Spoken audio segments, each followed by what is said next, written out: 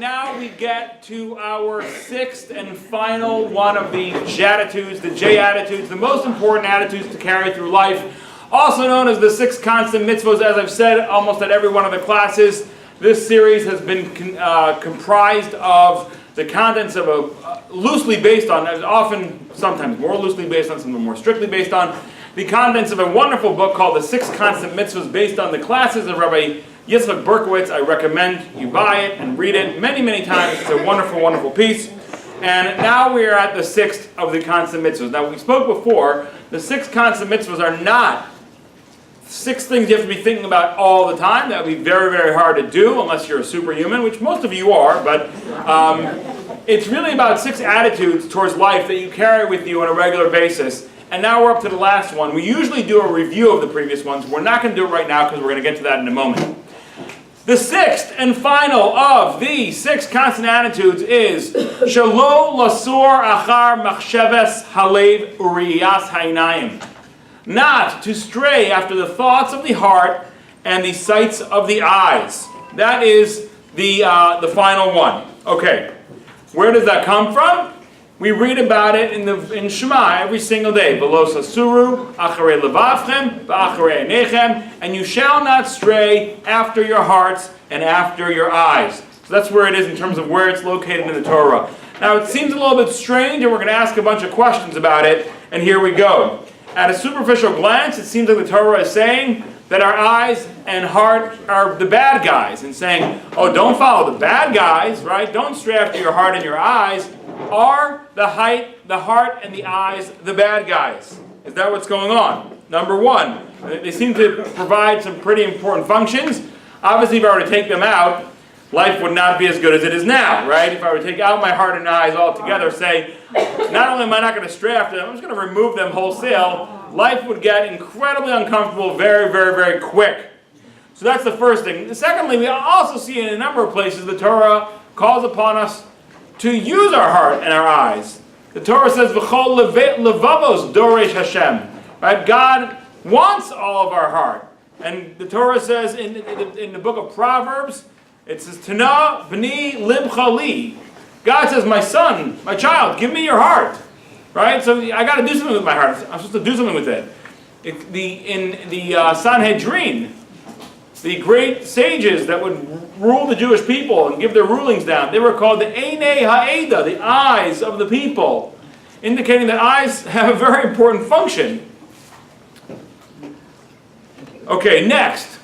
Now, if the Torah is talking about our emotions, right, and the perception of our eyes, isn't that who we are?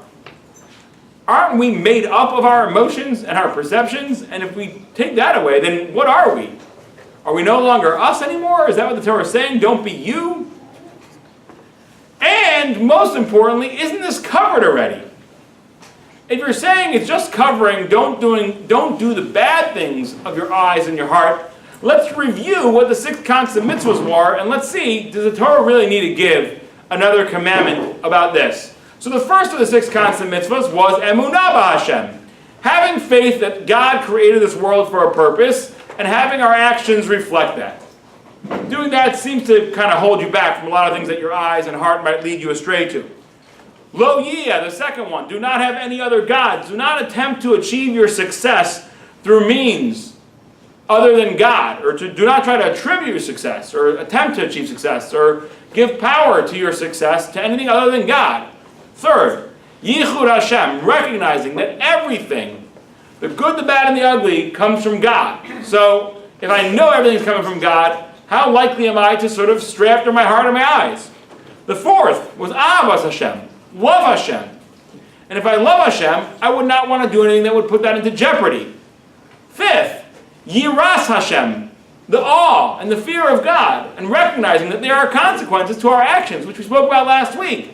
If I recognize that, am I going to be straying after my eyes and my heart? Why do we need a separate commandment to tell us, don't stray after your eyes and after your heart? And lastly, when we talk about don't stray after your heart, the Midrash tells us this refers to heresy. The word heresy, it's a weird word. It's not a very common word today. But I would say the word would translate more to like atheism. That's the most common form of heresy. Back in the day, there were many different forms of belief systems that people might alternatively choose to Judaism. Today, generally speaking, as a Jew, there is the rare case of the Jew who goes off to Southeast Asia and spends time in an ashram and comes back a Buddhist, right? Or maybe a Hindu, mostly a Buddhist. But the vast majority of Jews, the sort of heresy we would call is the atheism. So if don't stray after your heart, it refers to don't believe in these alternative philosophies. And don't stray after your eyes refers to lust and things like that. Why doesn't the Torah just say, don't be a heretic and don't be lustful? Instead of saying, don't stray after your eyes and after your heart. It gets kind of complicated. Okay, so let's understand this. Let me just first make a blessing. Thank our great sponsor up there above. Sponsors us every day and today. And gave us this delicious water. Baruch atah Adonai Eloheinu melech haolam shehakol niyeh b'dvaro. Amen. Here's something fascinating. Of the 6 constant mitzvahs, faith in God, not believing in other gods, believing that everything comes from God, loving God, having awe for God and fear for God, those are all philosophies. This is the first one that really calls us to do an action or hold ourselves back from an action. And why is that? So here's the way it works. Has anybody here, don't raise your hand, has anybody here ever been a smoker? Don't raise your hand. All right, you can raise your hand. Or you can also raise your hand. You don't have to. Has anybody here ever ate way more than they should on a regular basis? You don't need to raise your hand. Has anybody here done a couple lines of cocaine? No, I'm kidding. It's not that kind of class. Coca-Cola. We do a lot of things that we know we shouldn't do. People sometimes speak gossip, but they know, they really know, going in, they know they should not be saying this. People have a lot of habits. People waste enormous amounts of time, watching frivolity or, doing nothingness that they know is wrong. It's wasteful, it's stupid, it's unneeded. Why are they doing that? Why are they doing that? They know it's wrong. Why is there such a thing as a smoker? Why is there such a thing as an alcoholic? Why is there such a thing as a TV-holic? Why is there such a thing as a food addict? Now, if you were to speak to any one of them, you take an alcoholic, say, hey, buddy, come here, let's have a little conversation. And imagine it's one of the 3 hours of the day that he's sober. And you say to him, what do you think you were put in this world for?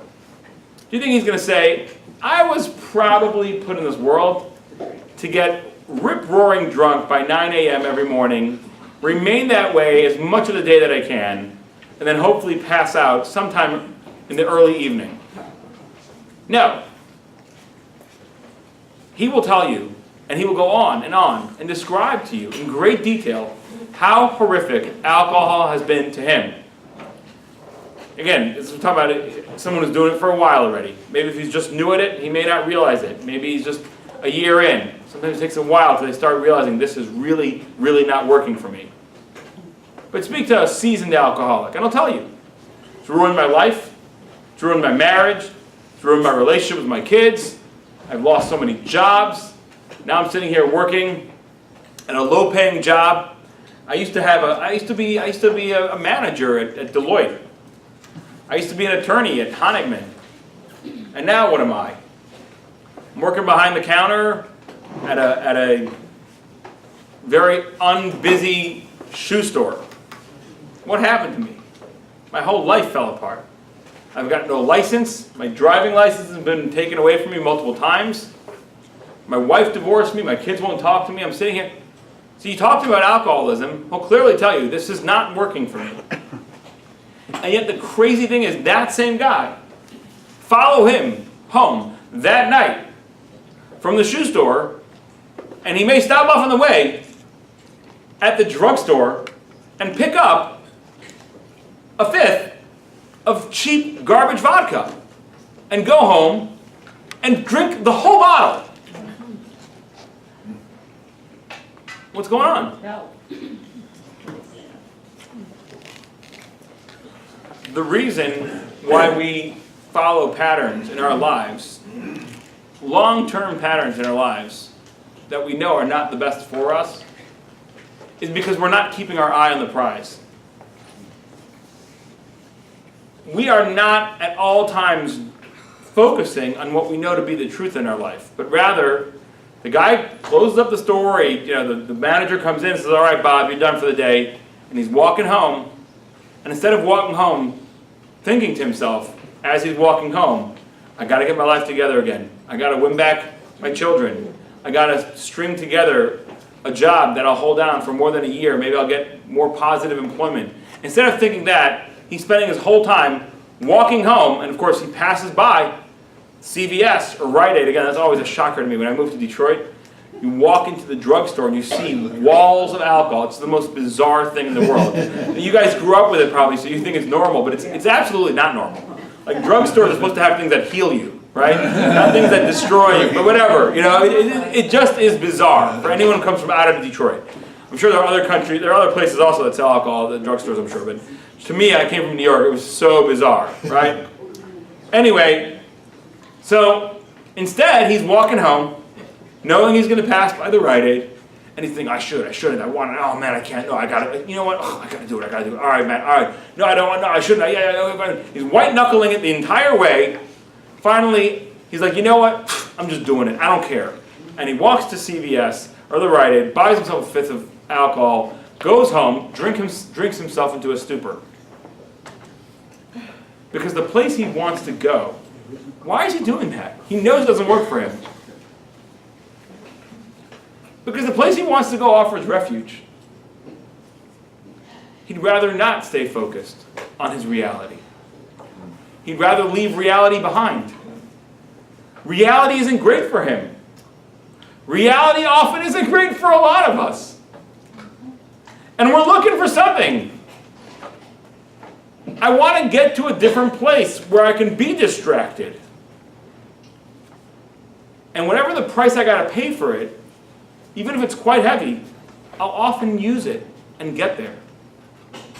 So whether it be addictions to alcohol, to TV, when I was in graduate school, we had a class on statistics. It's actually interesting for me because when I was in graduate school, I was also teaching high school at the time. And I was teaching high school math, specifically what they called in New York at the time Math 1, which was 9th grade algebra. And in Math 1, we learned mean, mode, and median. When I got to graduate school, and we were taking a class in statistics, they spent, I think, 1 or 2 classes teaching mean, mode, and median, which just shows you how amazing the educational system in America is today. And when we get to graduate school, we need to spend 2 classes out of 16 that we're going to have in a semester talking about the stuff that we learned in high school. Okay. Anyway, so what the teacher decided to do, he was a really nice guy, he was an assistant professor, and he decided that he wanted to demonstrate for the class what mean, mode, and median was. So he asked the class, how many hours a day is there a TV on in front of you? Now, I'm not saying are you sitting there only exclusively watching TV. You might be doing the dishes, but you got that little TV there. You might be having family dinner, and you got a TV there. You might be going through your mail, you have your TV there. You might be talking to your friend, and you have the TV there. How many hours a day is there a TV on in front of you? So one of the guys in my class was a good man named Andrew Lauber. He's now a therapist for Lifeline, if I'm not mistaken. He and I were there, and we both said 0. And then the numbers started rolling in. The next number closest to us was 2 hours a day. That was an exception. The mean, mode, and median were all in the 4 and 5 range. The most anyone in the class said was 8. So you probably had like 1 or 2 2s, 1 8, a bunch of 7s, 6s, 5s. The 5s and 4s were the vast majority of the class. 5 or 4 hours a day. what is that? And you ask the person, hey, do you feel that the amount of TV you consume is adding value to your life?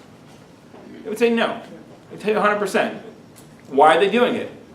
Because their place they're trying to get to is a little bit more comfortable than the place they would have to be without it. I don't want to sit and think about my life necessarily. Maybe I feel like I haven't accomplished enough. Maybe I feel like, gosh, there was so much more I could have done, which is okay, but that means there's so much more I could do still. I don't want to sit there dwelling on that. I'd rather just turn off. I'd rather come home and turn off the switch. I had a long day at work. The last thing I want to do when I come home from work is also have to think. God forbid. You're a human being. You should have to think when you come home from work, right? So you work at the DMV all day, the Secretary of State, and there you're thinking hard all day, using your brain in intense physical activity. And now you come home, you just want to be able to turn off the brain. So how many hours? 4, 5, whatever it takes. Just keep the noise, keep it going. That's fun to watch, right? Sure, it's funny. There's jokes. There's they're either bashing the president or bashing the fake news, or they're not. I'm watching this kind of, and as much as I can just get away. Now here's the problem. Our eyes and our hearts are really not great. They're really not great guides. I'll explain to you what I mean.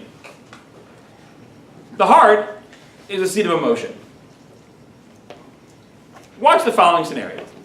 Give somebody a really good book, right? And then they sit down on the couch and they read it. You come back 3 hours later, they're like deep in the book, deep. And they're feeling what's going on with the characters. There's that angst that the good character is just being ignored or hurt, chased, whatever kind of novel it is that you're reading, and then you just want them to be able to get back on top, and you're deep in the book. People watch a play or a movie, and they know it's a movie, they know it's a play.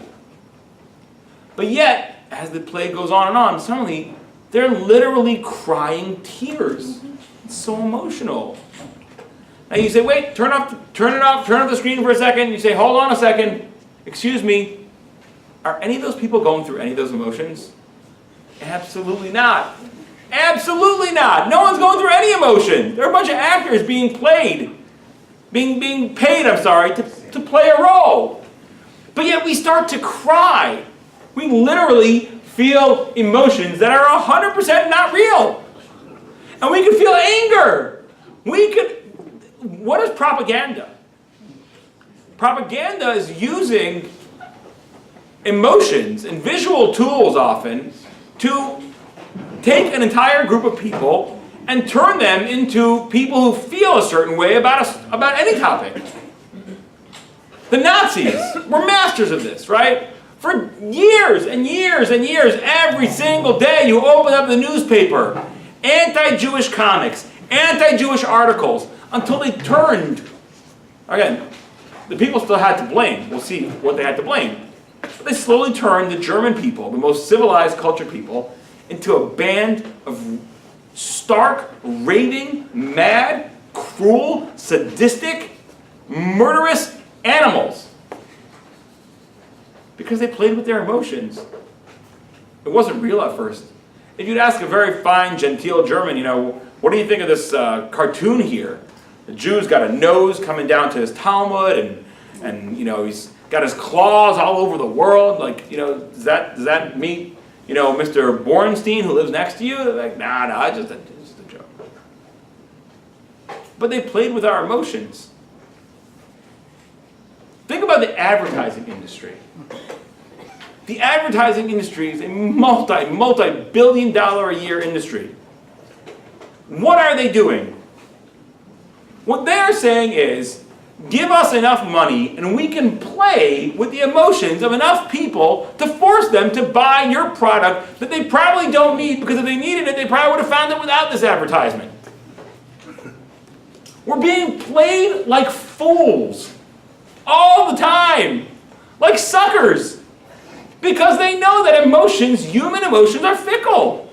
We can look at something that's entirely unreal, but yet somehow our emotions says this is real. We're watching a play and we're crying with the character. We're crying with the character. And it's totally not real. At the end of the day, the actor is going to get off the stage, take off his makeup, and walk down. In the play, he just lost his mom. It's horrible. But in reality, I mean, he doesn't lose his mom every day. The play is running every day, right? He doesn't lose his mom every day.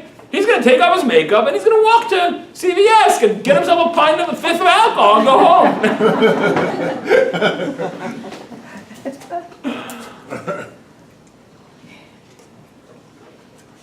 Let's talk about our eyes. You know,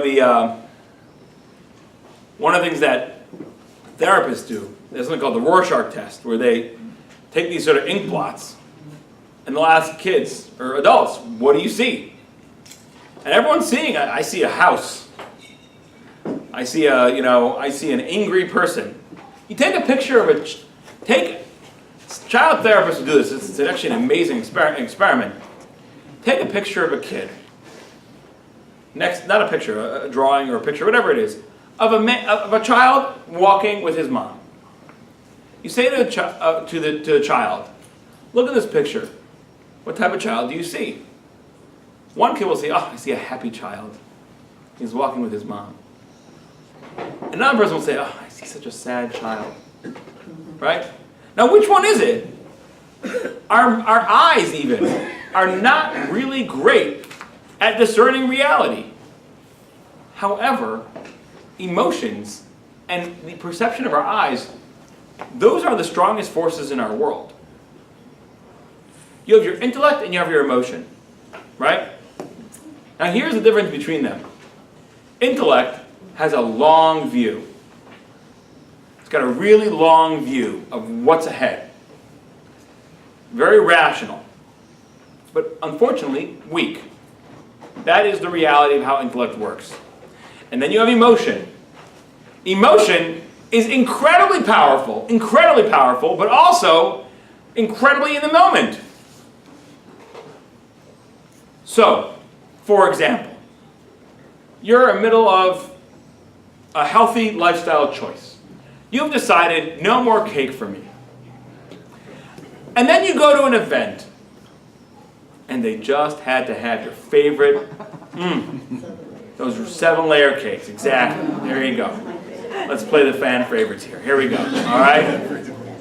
You see that 7-layer cake, and you're like, oh man. And like, you're telling your friends, hold me back. Hold me back. Like you're going nuts over there. Now, the next morning you wake up at 7:15 in the morning, I say, how do you feel about 7-layer cake? You're like, oh, I don't want 7-layer cake. Right? So, emotions are not long-standing, right? They're in the moment, right? Something happens, right? My kid spilled the milk, and the glass shatters all over the floor. My emotions may say, yell! But tomorrow morning, if I wake up in the morning and someone says, do you think you should yell at your kids? I would say, absolutely not. Absolutely not.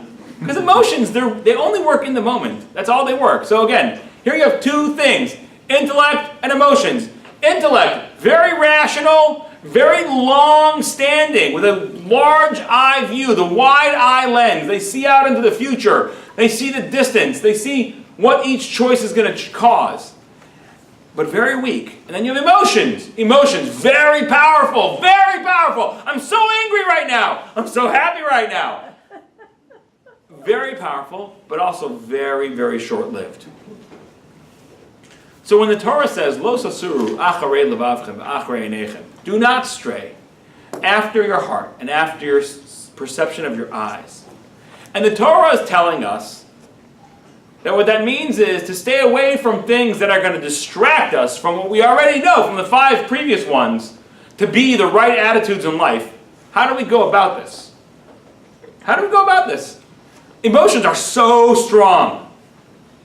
So there's a couple factors here. Number 1, in America, as you all well know, there are some pretty stiff penalties for driving drunk, as there should be. Driving drunk is not a good thing. A friend of mine who used to have an alcohol problem and now does not anymore, says, I'm allergic to alcohol. Every time I drink alcohol, I break out in handcuffs.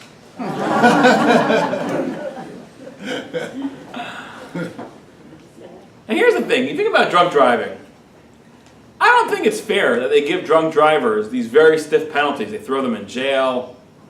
After all, when you're drunk, you have no control over your emotions, right? Think about it. You have no control over anything. You've lost all control, right? So, for example, if someone unfortunately is developmentally disabled, okay, and they commit a crime, someone who's severely developmentally disabled, and they commit a crime, do we just throw them in jail? Not necessarily, right? We may put them in a special ward or something where they won't hurt other people. We don't throw them in jail. They are not of sound mind. So when I'm drunk, I'm not of sound mind. So why are you holding it against me that I drove drunk? Right? It's so absurd. I'm crazy when I'm drunk. So what are you're going to say to me, you are a crazy person and you did this and this and I'm going to put you in jail for that now? I had no control. I'm sorry. I had no control. The answer, of course, is the reason why we throw the book at you is before you got drunk, you should have put the moves in place to ensure that you didn't drive drunk. You're right. By the time you're 12 whiskeys in, you're not going to make a very wise decision about what to do with the keys in your pocket. But when you were 0 whiskeys in, you could have given your keys to your friend and said, you drive me home. Or you go home without me, but you take these keys. Because keys and me plus 2 hours is a disaster.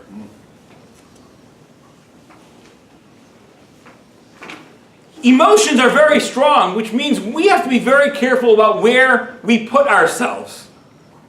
Because when we put ourselves into situations where emotions are going to start attacking, we're not going to be able to be responsible for where we're at. Which is why the Torah is not saying eyes and heart are bad. It's saying los asuru, do not stray. Do not put yourself in situations that are going to cause you to have these issues. I'll give you an example.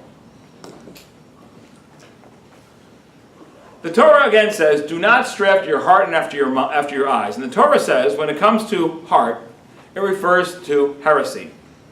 Heresy means not believing in God. So where should you not enroll?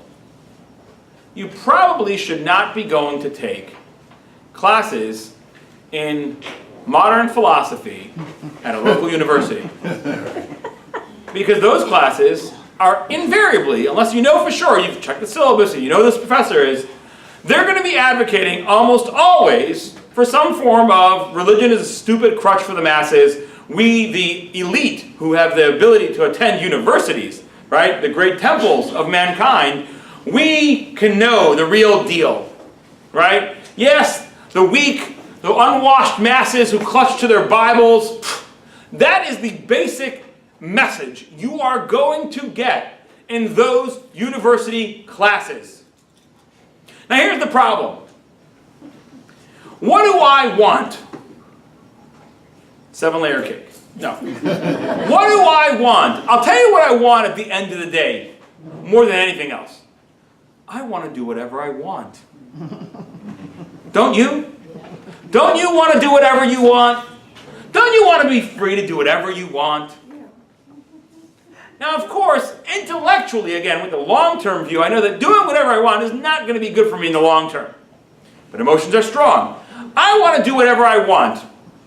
However, if I focus on the 5 things that we've studied in the previous weeks, I know that I actually don't want to do whatever I want. I want to develop a relationship with God who created the world, sends me challenges, who loves me and I love him, who I have a fear of because I know my actions have consequences. That's what I know to be true. But what I want to do is I want to do whatever I want. Then I go to a class. And the class is being given by a very prestigious professor. Very prestigious professor. Guess what? He's written books. Lots of books. They're read by lots of people. And he's funny. And he's sophisticated. And he is making a mockery of religion. Maybe someone as famous as Stephen Hawking. Ooh, Stephen Hawking. Guy's brilliant. He's an astrophysicist. I don't know why he's writing about theology, being that he's an astrophysicist, but he's brilliant. Stephen Hawking. Wow, I'm in awe. But he's not talking about astrophysics, which is really his field that he spent his entire life studying. He's talking about theology. And he's making a very sophisticated sounding case for why religion is absurd and how it's a crutch for the masses. Now I go home that day and I'm thinking, I've always wanted, and it sounds crazy, but you know those, here you go, I'll tell you what I want. You know in 7-Eleven, got like those jalapeno bacon wrapped sausage, which anyone who's tasted this probably tells us those things are disgusting. They're sitting there rolling on 7-Eleven for 7 years and 11 months. You really don't want that. But I look at that and it just sounds amazing. I like sausage, kosher sausage, I'm saying. I've had kosher sausage, it tastes amazing. Jalapeno sausage sounds even better. Wrapped in bacon, I've never had bacon, but all the hipsters seem to think it's amazing. So now I'm going home, and I'm passing by the 7-Eleven. And you know what? I just want to do what I want. And guess what? My professor today, who was a very smart man, said that religion is a delusion and a crutch for the masses. I don't want to be delusional. I want to be strong in my mind. I want to be deeply intelligent, like my professor. I want to be from the elite, who know better than everybody else. And I am finally ready to embrace the new me. Walk into 7-Eleven, get myself that little jalapeno bacon wrapped sausage, and discover very rapidly that it's totally not what I was expecting. But where did that come from? It's because I want to be in charge of me. And heresy gives me permission to be in charge of me. Lo sasuru achrei levavchem. Do not go after your heart. At the deepest level, what we really want is just to be in charge. And what the Torah is saying is, that never works out well. And Lo sasuru achrei levavchem says, you don't want to go to places where that's going to be tempting you. Because in the moment of temptation, it's going to be very, very strong. The Torah talks about the Nazir, the Nazirite who has taken a vow to abstain from wine. And the Torah says, don't go near a vineyard. Don't even eat raisins. Because you eat raisins, and these raisins are so good. I wonder what would happen if you would ferment them. Let me try an experiment. There's a bottle of wine right here. And I think that's what happens when they ferment the same thing that these raisins were made of. I got to try some of that. The Torah says, don't eat raisins, don't eat grapes. Don't walk by your friend's vineyard. Schor, sechor, lekarma. Go around, the Talmud says. Go home a different way. If you're struggling with alcoholism, don't pass by a pharmacy on the way home. We know that once the emotions take hold, you're going to have a very hard time beating that. So remember, emotions work in the moment when you're faced with the issue. So don't face the issue. Don't go to classes where they're going to make fun of religion, because you don't want to be faced with that. Don't go by the CVS if you're an alcoholic. And don't walk into the bakery if you are struggling with carb obsession. Don't call up your friend who's the crazy gossip if you don't want to talk gossip. Don't get yourself, I'm going to call her and I'm going to tell her that I don't want to talk gossip anymore because that's all we talk about. Which you've said before, multiple times, and she says, okay, don't worry. Just one last thing, by the way. You know what happened to the Steinbergs? Don't worry, I get you. Yeah, you're being good. I wish I could be good myself, but I already gave up. I'm going to let you do that, but let me just tell you what happened to the Steinbergs, and then no more gossip, it's fine. We'll talk about the weather. You're like, the Steinbergs? What happened to the Steinbergs? Glad you asked.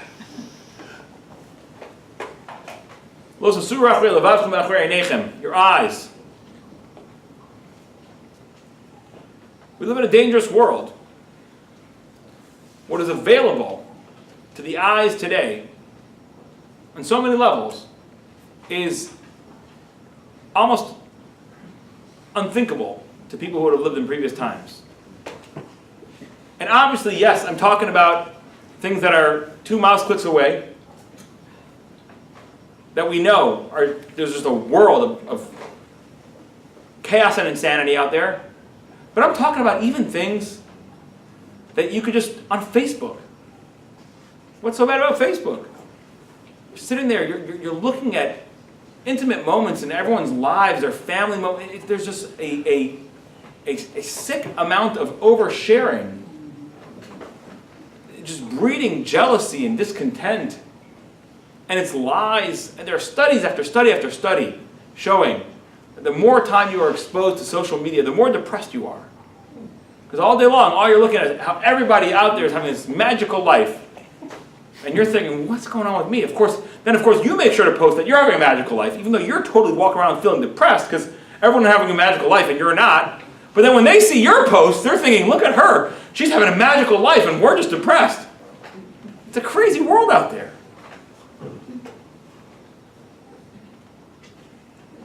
Our eyes are incredibly powerful tools. And they can easily sow discontent with our own lives.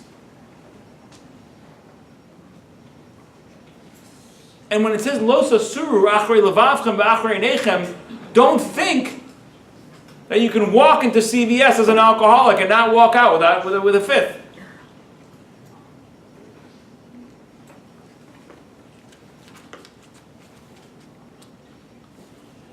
But there's one more trick. So for starters, we said the eyes and the heart are the seats of the emotion and the perception, which are incredibly malleable and pliable, as we use the examples of a person watching a play and suddenly they start crying, even though they know the guy is just going to walk out afterwards, take off his makeup, and it's all over. And there's no death in the family, and there's no this, there's no reuniting with their long-lost love, or that whole thing never happened, never was, never will be, will happen actually again the next day, the next day, the next day again, because they're running the play until the end of the week. We talk about how even the way we perceive things show the same picture of a child holding their mother's hand. So there's two kids. One says, wow, that kid looks so happy. The other kid says that the kid looks sad. The other kid said the kid looks afraid. And how billions of dollars are being spent every single year trying to play on the fickleness of your eyes and heart. And we talk about how emotions are so strong. And how the real key to Lo sasuru, the first key to Lo sasuru, is don't put yourself in situations where you're going to be tempted by that. By the heresy, the incredibly warm and beckoning idea that I can just be the boss over myself. And I don't have to think about any other higher power or any other sort of morality out there other than me. Because that's what our heart wants. And the idea that I don't want to follow my eyes, which will sow discontent, jealousy, anger, greed, lust, every single sort of almost negative emotion will be brought into your life through this gateway. That's step number one. Just stay away. Stay away from those things that are going to be triggers. And the Torah says that, not because it doesn't think you know what's important. The Torah assumes you know what's important. It gave you 5 other mitzvahs to teach you what's important. The 6th constant mitzvah is stay true to it by not allowing yourself to be in places where that's going to be compromised. There's another component as well. If emotions are so strong, the best way to also fight emotions is with... Anybody? Emotion. There you go. Very good. The best way to fight emotion is with emotions. So, you have a person who's sitting there lazy. Right? Just can't get off the couch. They go to work. Fine. They come home. They're pretty much done for the day. Then you see this other guy in your community. And whoa, he goes to work. They both work in the same office. They both work in the same office. It's a 9 to 5 job. Sometimes the guy stays till 6. Okay. They both come home. One of them is pretty much sitting out, vegging out. Honey, I'm stressed out at work. I just got to relax. And sit down and read a magazine for an hour before dinner, and then go into dinner, scarf down dinner in 12 minutes. You got to do your time 12 to 15, depending on good behavior. And then you're done. He's watching his TV. He's dozing off, he's checking Facebook. Then you have the other guy. He comes home at the same time. Comes home at the same time. Helps his wife, has dinner with his kids, schmoozes with them at the dinner table, but then he's off. He's not finished yet. No. He's got things to do. He's on this board, helping out this organization, and he's involved with this thing, and he's got a side business on the side that he works on at night, the Amazon drop shipping, right? And then he goes to study with his study partner. And you say, wait, what's the difference between these two men? The answer is that the first man's overriding emotion is, ugh, I can't do anything, I'm stressed out, I just want to relax. Whereas the second person's overriding emotion is, I want to accomplish. He has created that narrative in his head, and he has drilled it in day after day, saying, I want to accomplish. To me, accomplishment's much more attractive than relaxation. He's created the same, they're both using emotion. Just in one person, the emotion of relaxation is stronger than the emotion of accomplishment, and the other person has trained himself to create the emotion of accomplishment to be more powerful than the emotion of relaxation. So one has energy for lots of relaxation and nothing else, and one has energy for lots of accomplishment and no relaxation. We can combat emotion with emotion, which means we need to start creating narratives in our head. Now, how do we create narratives in our head? Now, remember, we said the intellect is very long-term, very rational. The emotion is more in the moment. So here's what we do. With our intellect, we create a narrative. We decide, let's say I look at my life and I say, my narrative is, I need to accomplish more. And every day, not when I'm coming home from work and deciding whether I should just veg out or accomplish something, but throughout the day, as I'm driving to work in the morning, I start listening to motivational speeches. I start listening to motivational speeches. I start listening to motivational speeches talking about the importance of accomplishing more with my life. I take out books from the library about people who accomplish a lot and how they did it, and I start being inspired by them. And slowly but surely, I start creating a new narrative in my head.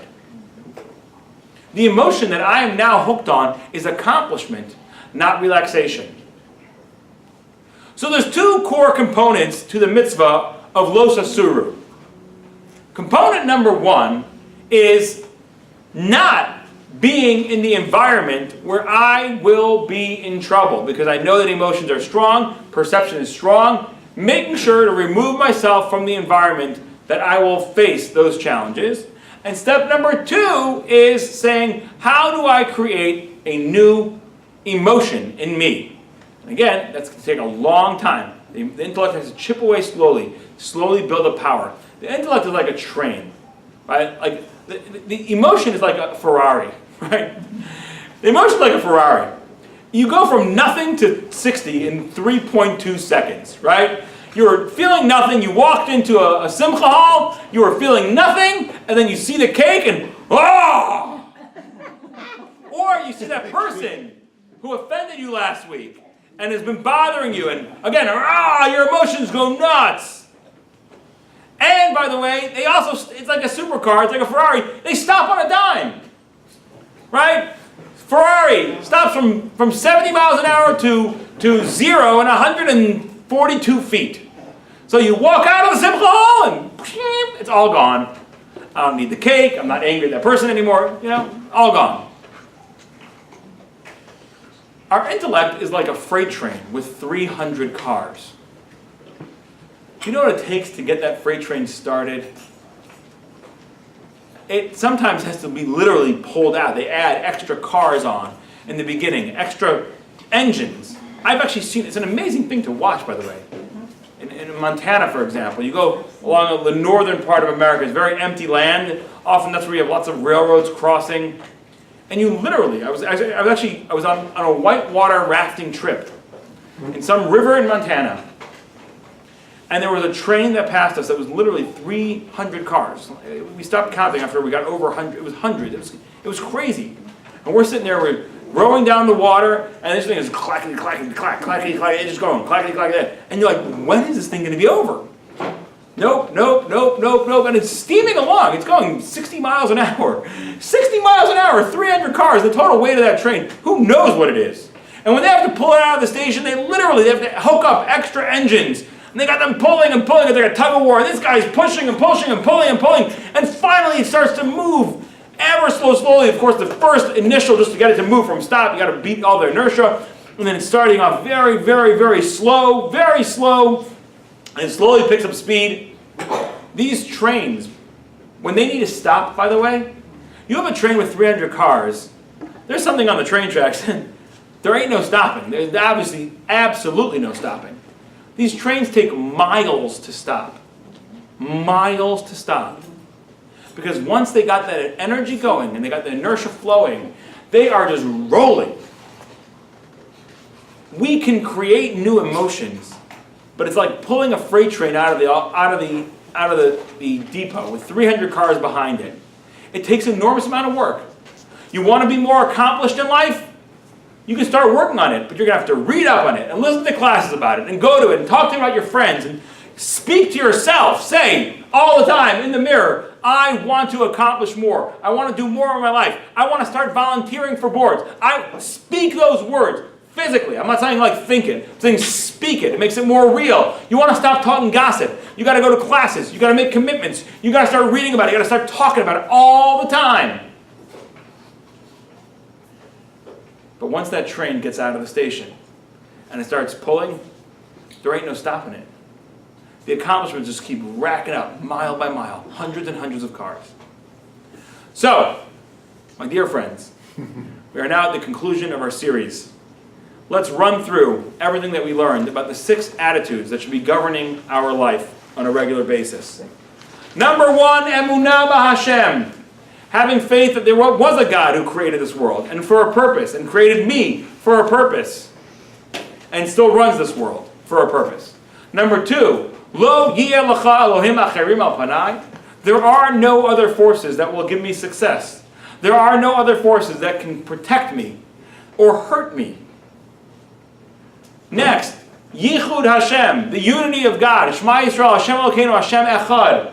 Knowing that even my challenges and even my struggles, everything comes from God. Everything exists on God projecting it into reality. And even those negative thoughts bombarding my head saying, why don't you go pick up a 5th of vodka at the Rite Aid? That is being downloaded into my brain by God.